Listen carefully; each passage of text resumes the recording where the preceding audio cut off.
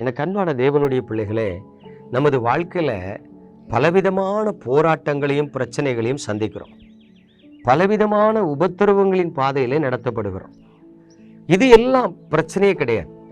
ஆனால் நீங்கள் எப்படிப்பட்ட பாதையில் நடத்தப்பட்டாலும் அந்த பாதையில் தேவனுடைய வார்த்தை உங்களுக்கு கிடைக்கணும். அதுதான் உங்களுக்கு ஆசீர்வாதம்.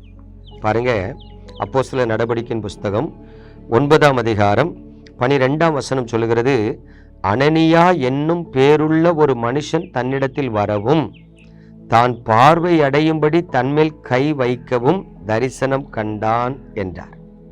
அதாவது பரிசுத்த பவுல் சவுலாக இருக்கும் பொழுது தேவனுடைய பிள்ளைகளுக்கு விரோதமா அவர் செயல்பட்டு கொண்டிருக்கிறார். இது நிமித்தமா தேவனுடைய கோபம் சவுல் மீது வருகிறது. அவர் குதிரையிலிருந்து கீழே விழுறாரு. கண்கள் குருடாக்கப்பட்டவனா குருடனா மாறிடுறார்.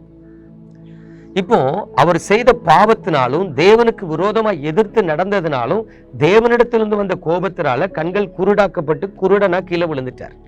சரி, இது தேவனுடைய தண்டனை, அப்படிதானே?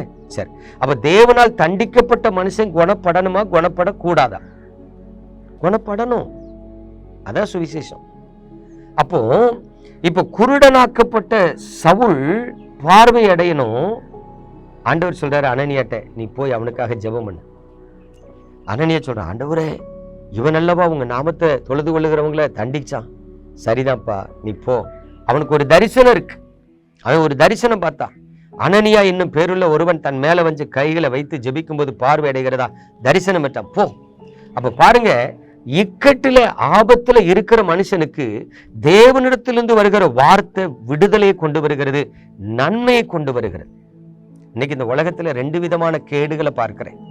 ஒண்ணு, ஜெபிக்க போற ஊழியக்காரங்க, ஓ இந்த மனுஷன் கர்த்தருடைய கோபத்துக்கு ஆளாகில தண்டிக்கப்பட்டு இருக்கான் அப்படின்னு சொல்லிட்டு ஜெபிக்காம அவனை விடுதலையாக்காம வந்துடுறாங்க. இது ஒரு பெரிய முட்டாள்தனம். சவுல் தேவனால் தண்டிக்கப்பட்டார், தேவ மனிதனால் விடுதலையாக்கப்பட்டார். அப்ப தேவனால் தண்டிக்கப்பட்ட மனிதனையும் விடுதலையாக்கக்கூடிய கிருபையை தேவ ஊழியக்காரனுக்கு ஆண்டவர் கொடுத்திருக்கிறார். ஆகவே அவர் தேவனால் தண்டிக்கப்பட்டார், அதனால நான் போய் ஜெபம் பண்ண மாட்டேன், அதனால நான் ஜெபிக்க கூடாது, நான் ஜெபிச்சாலும் விடுதலை கிடைக்கூடாது சொல்ல வரேன். 2வது, தேவனால் தண்டிக்கப்பட்ட மனுஷனுக்கு ஒரு கிருபை வேணும். என்ன கிருபை தெரியுமா? எவர்கள் தேவனால் தண்டிக்கப்பட்டார்களோ அவர்களிடத்துல கர்த்தர் பேசணும். உன் சிறையிருப்பு மாற இன்னார் இடத்துல போ, இல்ல இன்னார அழைத்து அனுப்பு, அப்போ உனக்கு விடுதலை உண்டாகும், இல்ல நீ என்ன செஞ்சா உனக்கு விடுதலை உண்டாகும்னு தேவனுடைய வார்த்தை தேவனால் தண்டிக்கப்பட்ட மனுஷனுக்கு கண்டிப்பா வேணும். பிரியமான தேவனுடைய பிள்ளைகளே, இன்னைக்கு உங்க வாழ்க்கையில தேவனால தண்டிக்கப்பட்டிருக்கீங்களா? இல்லை, எனக்கு தெரியாது. ஒருவேளை தேவனுடைய தண்டனை சிக்ஷை உங்களுக்கு கிடைச்சி நெருக்கத்துல இருந்தா தேவனுடைய வார்த்தைக்காக ஜெபம் பண்ணுங்க.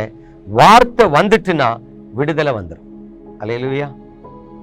ஆகவே தேவனுடைய வார்த்தைக்கு காத்துருங்க. நம்ம ஜெபிப்போமா? எங்கள் அன்பின் பரலோக தகப்பனே, ஆசீர்வதிக்கப்பட்ட அந்த நல்ல காலை பொழுதிலும் உங்களுடைய கிருபையில்ல கரத்தில் உமது பிள்ளைகளை தருகிறேன்.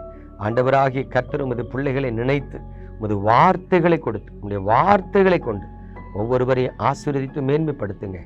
இயேசு கிறிஸ்துவின் அற்புத நாமத்தில் ஜெபிக்கிறேன் நல்ல பிதாவே, ஆமென்.